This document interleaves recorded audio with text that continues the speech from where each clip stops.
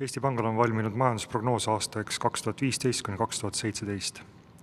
Milline selle prognoosi andmeil on olukord Eesti kaubanduspartnerite seas ja milline see mõju võiks olla Eestile? Eesti majanduse peamistel kaubanduspartneritel liiga hästi viimastel aastatel läinud ei ole, aga kui me meenutame siin Soomet, raskusi või ka Venemaa-Ukraina kriisi, mille tagajärjel Venemaa majandus on üsna suurde langusesse läinud, et see kindlasti on oluliseks tagalüks ka Eesti majandusele olnud.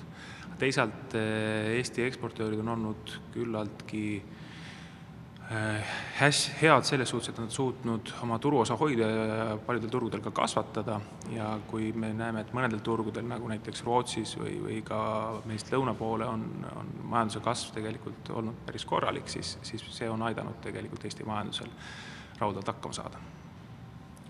Kuivõrd on Venemaa sanktsioonid mõjutanud Eesti majandust ja Eesti eksporti? Kindlasti on mõjutanud just konkreetseid sektoreid, kus kohas need tagasilöögid on olnud, aga teisalt me näeme, et Eesti eksport tervikuna siiski langenud ei ole, et ta on küll langenud nendes harudes ja osades, kus Venemaa tähtsus suurem on, aga teised sektorid on suutnud tasakaalustada seda, et kokkuvõttes siiski Eesti ekspordinäitajad on plusspoole peal olnud. Eestis on tarbimine olnud vedanud majandust viimasel perioodil, et mis on selle jõudsa tarbimise taga?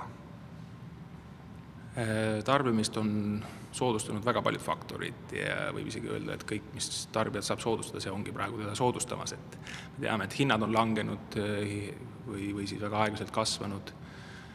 Palgad on küllaltki kiiresti kasvanud, erinevad sotsiaaltoetused on hakanud kasvama, maksumäärasid on alandatud, et väga palju tegurid, mis on praegu tarbimist toetanud.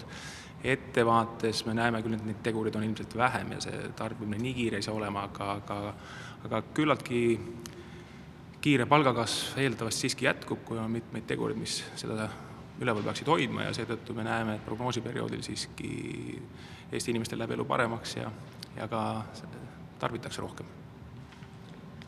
Milline on olukord praegu ja lähiaastal Eesti tööturul? Eesti tööturgu eelkõige iseloomustab see, et me näeme, et on järjest vähem inimesi Eestimaal elamas. Ehk siis Eesti elanikkond väheneb, see tähendab seda, ka tööealine elanikkond väheneb. Ja see tähendab seda, et meil on järjest vähem inimesi, kes panustavad oma tööga Eesti majandusse. See ühelt poole pealt tähendab seda, et see survestab kindlasti ettevõtjaid ennast ümber korraldama, see sunnib neid ilmselt rohkem konkureerima tööjõu pärast, ehk siis palgad seetõttu peaksid kiiremini kasvama.